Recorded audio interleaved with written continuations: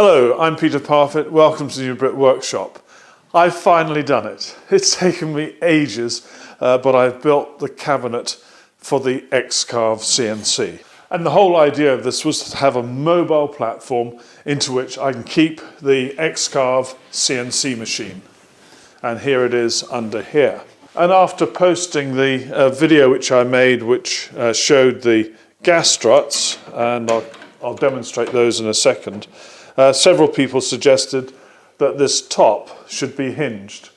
And I've now done that, and it could be rested against a wall, provided the base was fixed in position, or for extra safety, I've put in a pair of stays, one on each side. And these are made from a bit of redundant T-track that I had. I bought this T-track years ago, and it didn't fit the purpose that I had in mind for it. So anyway, there's that fixed in place. Now the gas struts. The gas struts are underneath here. This platform is jolly heavy. When I want to raise the machine, all I do is push a little stay at the back, which keeps the back down, and then just quietly lift up here, and up it goes to about there, which is the limit of the force that the gas struts will do. That's the end of the movement of the gas struts. And then in order to get it fully up, it's a simple job for me to just pull like so, and it's now fully up. And I've got a pair of screw knobs which I can put in to fix this in place safely. And one on either side. So there we have it. That's the overall look, but let me give you some of the detail. Now, apart from the CNC itself, one of the other reasons that the top is so heavy is that I've got a pair of drawers which are attached to the top, and they're using the Accuride push to open drawer runners. I've used those before, and they work really, really well. And so a couple of nice shallow drawers, and I can keep all the cutters and all those sort of things associated with the CNC in those drawers. Down below, I've got a pair of drawers at the front, and there's a similar pair of drawers at the back. And again, I've chosen Accuride drawer runners for these. This time, these are push and self-close. And the advantage of that is if you're moving the whole platform around, they won't accidentally come open, because there's a positive closing action.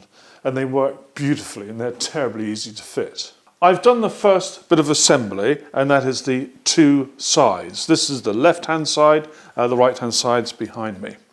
And this consists of front and rear legs, which are 45 millimeters square section. At the top there's a rail which is 39 millimeters wide by 45 millimeters.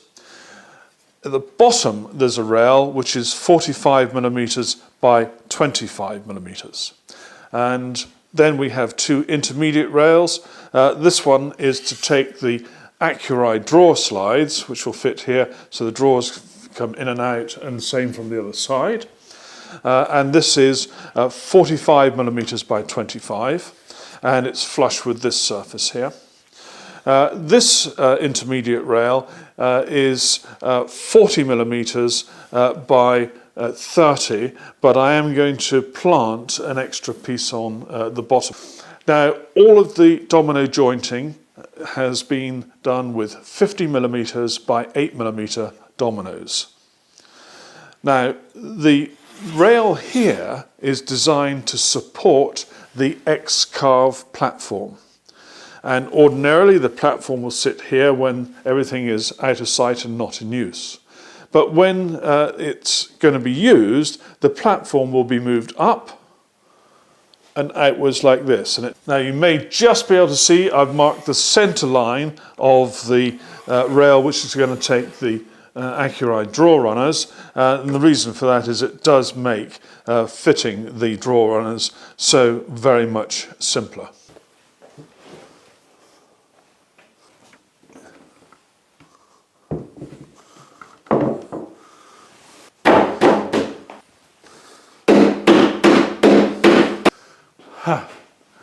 Now, if you've got lots of clamps, this is really easy. I've got 3. It's only at a time like this you realise just how big this contraption is, but I suppose it'll be all right.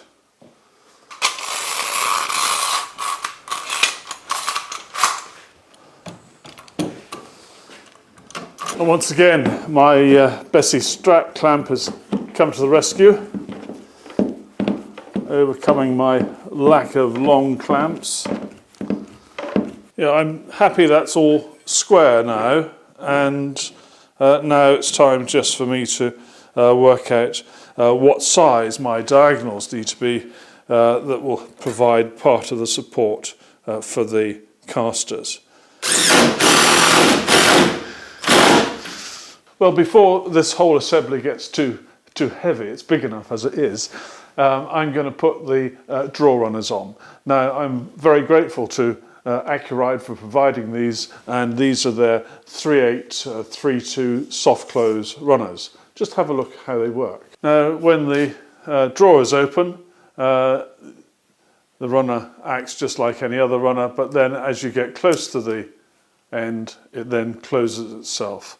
And so it's a positive pull to open it, and then an easy hands-free glide in to close it. Now, so I can get my draw runners in consistently at the right fore and aft position, I've got a piece of wood which is 22 millimeters thick, which suits the sort of size that I'm going to have for the draw fronts, and I'm just going to clamp this into position, and then that will make it a lot easier to get those draw runners just right.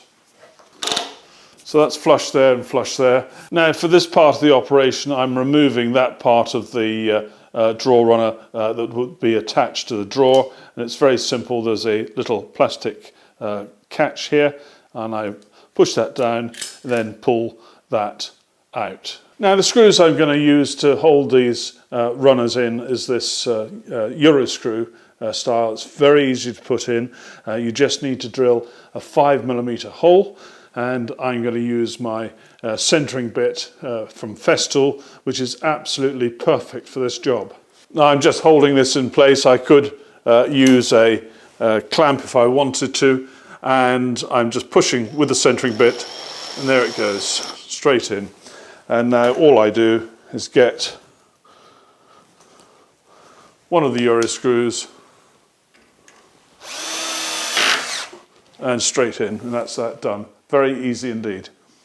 Now, at the very back, in this case it's the bottom, but at the very back of the mechanism, there's space for a pair of screws, one on either side of the centre here, and I'm using a pair of 4mm by 20mm long dome-headed screws. There's plenty of space for the dome. Straight in there.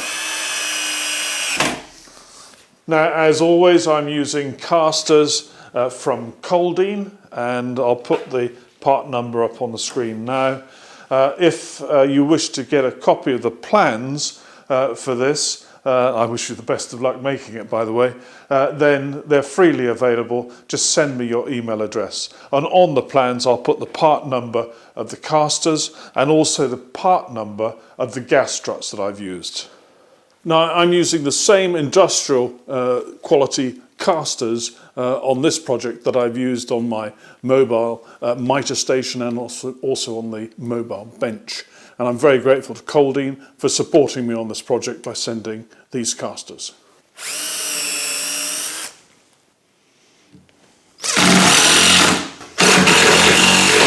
Now, the support shelf that the X-Carve is going to sit on will sit down into this area. There's a lip at the back which will come down to rest on the back of this piece of frame. There's a lip at the front which will sit on this cross piece here. And then the bottom of that support area will rest on these now extended supports on this side and that side there. Now, let me show you how the mechanism works. Now, at the moment it's in the upright position, and there are 2 stays, one here going vertically downwards and one at the back going vertically downwards. Underneath the centre, are the two gas struts, and I have made the separate video about that, and that's been published already. The first bit of movement as one goes downwards is under operator control, and therefore you've got to hold on to this and allow it to come to rest, sitting effectively on the gas struts now. Now these two arms here, one there, and they've moved by a slight angle. And now I'm going to move it further downwards, and because of the gas struts I've got to apply a little bit of force to make this happen. And so I'm pushing forwards and pushing downwards, and now I'm compressing the gas struts downwards, and when it gets to the very bottom I've got a little spring clip arrangement at the back which holds it down. Now that might seem like a laborious process, but bearing in mind that the number of times that one needs to get the machine out and then put it away again are relatively few. It's not going to be something that's being done every 5 minutes. You know, once at the beginning of the day, once at the end of the day. And so, although it seems like a bit of a procedure, it's perfectly good for the purpose. And then when it's not in use, I can fold down the lid, and then this comes down to provide good protection for the CNC machine. And now I can use this as a work surface for other tasks. Now, one of the things you may have noticed is that the surface here is about 1 centimetre lower than these edges. And the reason for that is simple.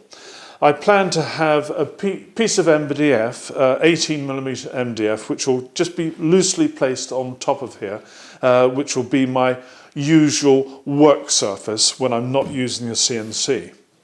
And I want to use the path dogs, and so in order to use them properly, one should fix them from underneath. And therefore, that gap of 1 centimetre allows me to put a couple of small bolts in from below to hold the two principal path dogs in place. Now this has taken a lot longer than many of my other projects, and the reason is very simple. I was up against two sets of unknowns. First of all, my sort of mechanism for raising and lowering the lid using the stays that I'd put on either side, the 4 pieces of metal. That method actually put a lot of strain on the operator. I thought initially that one wouldn't need gas struts, and it was only after I had built the cabinet and I tried my mechanism that I realised I was wrong. But even so, that mechanism of getting the platform up was perfectly sound. So I then decided I needed some form of assistance in lifting it. And the cheapest, and I think frankly the most effective, was to go with gas struts, and that's what I did. And the trouble was I'd never used gas struts before, and I didn't really think through the process very carefully. Bearing in mind I already had the cabinet made, I was in a position of really sort of retrofitting gas struts to an existing structure. And so I tried 3 different methods, or rather it took me 3 goes to find the right way of doing it. And I've explained that in my gas strut video, so I won't go into any more detail here. But that whole process slowed me down by a huge amount. And that's why, A, I haven't had very many videos out recently, and B, I haven't continued the video series on the X-Carve.